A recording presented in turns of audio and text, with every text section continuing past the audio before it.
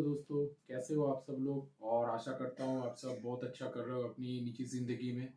और आज का जो ये वीडियो है, जैसा कि मैंने कहा था कि मैं वेरिएबल कंटेंट्स बनाऊंगा, उसी हिसाब से मैं जा रहा हूँ। और आज का जो वीडियो है वो एक पुराने क्रिकेटर पर है, लेकिन एक बहुत ही इम्पोर्टेंट क्रिकेटर पर है, क्योंकि ये हमारे एक बहुत ही फेमस कैप्टन थे। और इनकी कैप्टनसी में भारत ने देश से बाहर सबसे पहले सीरीज जीती थी, जो कि न्यूजीलैंड में थी 1967 में। मैं इंडिया के फेमस क्रिकेटर मंसूर अली खान पटौडी की बात कर रहा हूँ।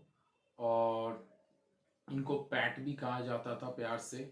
और ये एक अच्छे बैट्समैन थे, और सबसे बढ़िया एक बहुत ही अच्छा नेतृत्व करने वाले कैप्टन थे, जैसा कि मैंने ऑलरेडी एक बार कहा। तो इनकी पैदाइश है 1941 में, भारत की आज़ादी से पहले। और जब ये सिर्फ 16 साल के थे, सबसे पहले ये बता दूं आपको कि जब ये सिर्फ 11 साल के थे, तब इनके फादर की, जो कि इफ्तिकार अली खान थे, उनकी डेथ हो गई। इफ्तिकार अली खान उस जमाने में एक वक्त पर डॉगलस जार्डिन की कैप्टनसी में इंग्लैंड के लिए भी खेला था, फेमस बॉडी लाइन सीरीज पे, जिसमें बाउंसर्स किए गए थे लेग साइड्स में फील्डर रख के, और डॉन ब्रैडमैन को स्पेशली रोकने के लिए। तो उस सीरीज में इनके पिताजी भी थे। बाद में इन्होंने इंडिया को भी रिप्रेजेंट किया और इंडिया की भी कैप्टनसी की। इफ्तिकार अली खान की बात कर रहा हूं मैं। इसके बाद जब ये सिर्फ 11 साल के थे, मतलब मंसूर अली खान पटौडी, मैक पटौडी, जब सिर्फ 11 साल के थे, तो इनके फादर की, इफ्तिकार अली खान की, डेथ हो गई अचानक। और इसके बाद ये पटौडी के नवाब बन गए। जी हाँ, ये प्रिंस थे। और इनसे पहले इनके पिताजी इफ्तिकार अली खान पटौडी, जो कि इंग्लैंड के लिए खेला करते थे, एक्चुअली नवाब थे पटौडी के। तो ये 11 साल के उम्र में नवाब बन गए। इनकी तालीम चलती रही, और इनके क्रिकेट के टैलेंट को छोटी उम्र में रिकॉग्नाइज कर लिया गया था। ये अपने पिता पर गए थे बिल्कुल। तो 16 साल की उम्र में ये ऑक्सफोर्ड चले गए बाहर पढ़ने के लिए। और वहाँ पे विंचेस्टर कॉलेज में ये पढ़ाई किया करते थे, और उसके साथ ही ऑक्सफोर्ड के लिए वो क्रिकेट भी खेला करते थे। और ये एक बहुत अच्छे बैट्समैन हुआ करते थे। तो ऐसे वो खेलते गए, और 16 साल की उम्र में, बहुत ही कम एज में उनकी डेब्यू हो गई थी। और उस वक्त वो एक बैटिंग प्रोडिजी के हिसाब से जाने जाते थे। उन्होंने डॉगलस जार्डिन की एक ईयर में सबसे ज्यादा रन की जो रिकॉर्ड है स्कूल लेवल में, वो तोड़ी थी। तो ये रिकॉर्ड उन्होंने अपने नाम किया था। उसके बाद और एक जो फेमस चीज है वो है कि जब वेस्ट इंडीज की टीम इंग्लैंड की दौरा करने को गई थी, तो तब उन्होंने बहुत अच्छी कैप्टनसी की थी ऑक्सफोर्ड की तरफ से, और बहुत कम रन पे वेस्ट इंडीज को ऑल आउट भी कर दिया था। बाद में वेस्ट इंडीज मैच जीत गई, लेकिन ये भी एक बड़ा अचीवमेंट हुआ करता था, क्योंकि वेस्ट इंडीज की टीम बहुत अच्छी थी। और ये एक टूर गेम थी, एक प्रैक्टिस मैच थी, और पटौदी एक बहुत ही यंग मैन, तो ऐसे कैप्टनसी करके वेस्ट इंडीज को इतने कम रन पे ऑल आउट करना, it was kind of an achievement.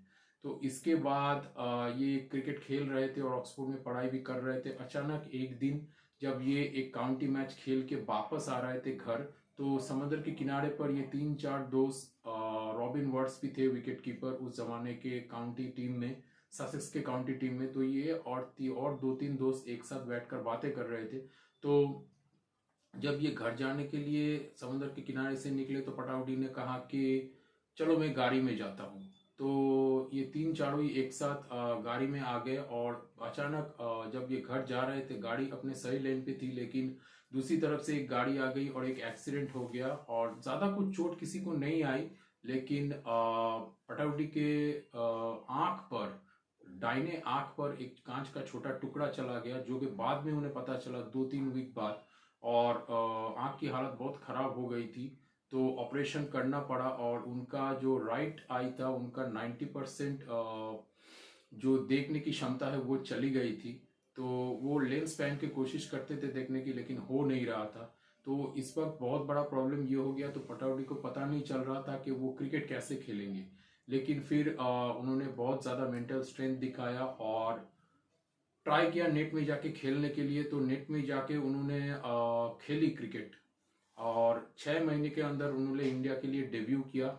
और उसी सीरीज में उन्होंने 103 रन्स भी बनाए एक मैच में, जो मैच की भारत जीती भी।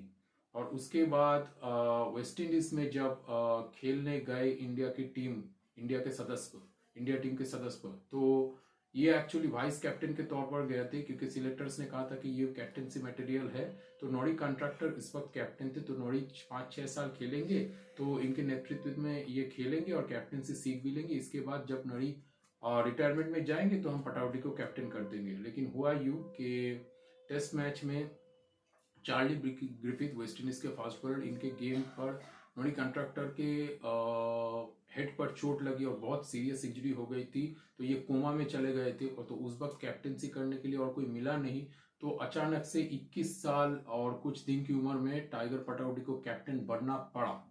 उन्हें फोर्सफुली मतलब उन्हें बनना पड़ा, जस्ट लाइक फोर्सफुली बनाना पड़ा, क्योंकि और कोई था नहीं। तो इस तरह से वो भारत के सबसे यंगेस्ट कैप्टन बन गए और ये रिकॉर्ड आज भी है। अभी तक वो भारत के सबसे यंगेस्ट कैप्टन है। तो उस सीरीज में तो भारत हार गई, लेकिन इसके बाद उन्होंने टीम को संभाला। भारत के पास फास्ट बॉलर्स नहीं थे, और अगर आपको टेस्ट मैचेस तो फास्ट बॉलर्स ही अनुमान जिताते हैं, तो एक दो का तो कोई सवाल, दो का तो कोई सवाल ही नहीं होता, एक भी फास्ट बॉलर्स नहीं थे। तो उन्होंने एक नया टैक्टिक्स बनाया कि हम 3 स्पिनर से अटैक करेंगे, और उसके बाद वो स्पिन ट्रायल बहुत फेमस हुई थी, क्योंकि बेदी, प्रसन्ना और चंद्रशेखर की मैं बात कर रहा हूँ। तो इन तीनों ने भारत को काफी मैचेस जितवाए। लेकिन उस जमाने में होता ये था कि देश के बाहर भारत एक बहुत अच्छी ओपोनेंट नहीं हुआ करती थी। We were very soft in our approach, और स्लेजिंग वगैरह तो होता नहीं था, लेकिन हमें वो विश्वास नहीं था कि हम देश के बाहर जीत भी सकते हैं। लेकिन पहली बार पटाउडी की कैप्टनसी में न्यूजीलैंड में 1967 में हमने जीत हासिल की, और 3-1 3 मैचेस हमने, मतलब उस जमाने में 3 मैचेस जीतना तो मतलब ये वर्ल्ड कप जीतने के बराबर तो हुआ करेगा। मतलब ये मतलब वर्ल्ड कप जीतने के बराबर का मतलब अचीवमेंट है मेरे ख्याल में। तो इस तरह से बहुत कुछ सही चल रहा था उन पटाउडी की जिंदगी में। फिर शर्मिला टैगोर से उनकी मोहब्बत की कहानी भी है। तो ये दोनों एक दूसरे से मोहब्बत करते थे, एक पार्टी में मिले थे, इसके बाद ये बहुत क्लोज हो गए एक दूसरे से। इसके बाद इनकी शादी हो गई, और पटाउडी का जो समस्या हो रहा था वो ये हो रहा था कि आंख और दिन ब दिन खराब होती जा रही थी, और इनके बैटिंग में बहुत प्रॉब्लम हो रही थी। और इसी के चलते एक दशक कैप्टनसी करने के बाद ऑलमोस्ट 1970 में उन्हें ड्रॉप किया गया पहली बार इंडिया टीम से। तो ये 2 साल क्रिकेट से दूर रहे, लेकिन फिर ये क्रिकेट में वापस आए एज ए कैप्टन नहीं, लेकिन वो कुछ देर खेले और फिर एक गैप में चले गए वो। और उसके बाद जब वो वापस आए तो एक्चुअली उन्हें सिलेक्टर्स ने वापस उन्होंने मतलब सिलेक्टर्स ने उनको कहा था वापस आने के लिए, क्योंकि जब सिलेक्टर्स ने उन्हें अप्रोच किया, उन्हें कैप्टनसी दी, मतलब उन्हें पहली बार सिलेक्ट किया, कैप्टनसी की बात तो अलग है, लेकिन उन्हें सिलेक्ट किया, उन्होंने कहा, क्योंकि इस जमाने में ऐसा ही हुआ करता था, तो स्ट्रेट फॉरवर्ड बात होती थी। तो मतलब कम से कम इनके केस में तो हुआ था। उन्होंने कहा था कि देखिए, मैंने तो प्रोफेशनल क्रिकेट खेला नहीं है 2-3 साल से, तो अगर आप एज ए बैट्समैन सिलेक्ट कर रहे हो तो मत करो, क्योंकि मेरी बैटिंग इस वक्त अच्छी नहीं है। लेकिन हाँ, अगर आप एज ए कैप्टन सिलेक्ट कर रहे हो तो you will get decent captaincy. तो उन्होंने कहा कि हाँ, हम आपको एज ए कैप्टन सिलेक्ट कर रहे हैं, और कैप्टनसी उन्होंने बहुत बढ़िया की। लेकिन बैटिंग अच्छी नहीं हुई उनसे, ऑब्वियसली तो प्रॉब्लम हो रहा था, उन्होंने पहले ही कह दिया था। लेकिन कैप्टनसी बहुत अच्छा किया। तो 2-0 से वेस्ट इंडीज आगे चली गई थी। गैरी सोबर्स, कॉनराड हंट की टीम, क्लाइव लॉयड भी होते थे उस टीम में। ये वेस्ट इंडीज का जो गोल्डन एरा था उसका जस्ट पहले की मैं बात कर रहा हूँ, 19 अर्ली 70s की मैं बात कर रहा हूँ। तो उसके बाद भारत 2-0 से पीछे जाने के बाद बहुत बढ़िया तरह से सीरीज में वापस आई, और 2-2 हो गया था। लेकिन लास्ट टेस्ट मैच भारत हार गई, और इसके बाद पटाउडी ने फिर से सिलेक्टर से कहा कि देखिए, मेरी बैटिंग अच्छी नहीं हो रही, तो अब आप मुझे ना सिलेक्ट करें तो ही अच्छा है। तो उन्होंने सम्मान किया, मतलब जो सिलेक्टर्स थे, निर्वाचक लोग थे, उन्होंने सम्मान किया पतौदी के थॉट का, जो पतौदी खुद से कह रहे थे। और फिर 1975 में इस तरह से उनका करियर एंड हो गया। उसके बाद वो न्यूज चैनल्स पे कलाम लिखते थे, फेमस प्लेयर्स की इंटरव्यूज किया करते थे, लेकिन वो एक बहुत मोटी इंसान थे, तो किसी भी चीज में उनका ज्यादा मन नहीं बढ़ता था। क्योंकि आप लोग समझ रहे होंगे, ये एक प्रिंस थे, ये अपने जमाने के एक प्रिंस हुआ करते थे। तो ये लोग डिफरेंट होते, they have a different kind of charm. और इनका नाम टाइगर भी हुआ करता था, क्योंकि एक आंख ना होने के बावजूद भी ये जो फील्डिंग करते थे, अपने जमाने के one of the best fielders हुआ करते थे, और बहुत हैंडसम भी थे। तो मतलब he was very popular amongst the womens of those time. And एक बहुत ही मतलब कॉम्पैक्ट पर्सन और हैंडसम और सबके प्यारे, मतलब ये क्रिकेट का तो नॉलेज इनका था ही, क्योंकि इंग्लैंड में खेल के आए थे तो बचपन से, तो ये बहुत एक मतलब शार्प नॉलेज उनकी थी और क्रिकेट ब्रेन इनका बहुत बढ़िया था। तो इस तरह से वो आगे जाते गए, आगे जाते गए, और फिर उनका ज़्यादा योगदान इन दिनों में क्रिकेट में रहता नहीं था, लेकिन आईपीएल के एक पैनल में थे और इंटरव्यूज में बहुत शार्प व्यूज दिया करते थे। और अंत में 70 की एज में वो इंग्लैंड में गए, लेकिन इंग्लैंड से वापस आने के बाद उनकी लंग्स में थोड़ी प्रॉब्लम हो गई और हॉस्पिटल में उनकी डेथ हुई। तो इस तरह से उनका जीवन का अंत हुआ। लेकिन ये ज्यादा लोगों से बातें नहीं करते थे, लेकिन जितना बातें करते थे बहुत ही इंटेलिजेंट हुआ करते थे और अपने हिसाब से बोलते थे।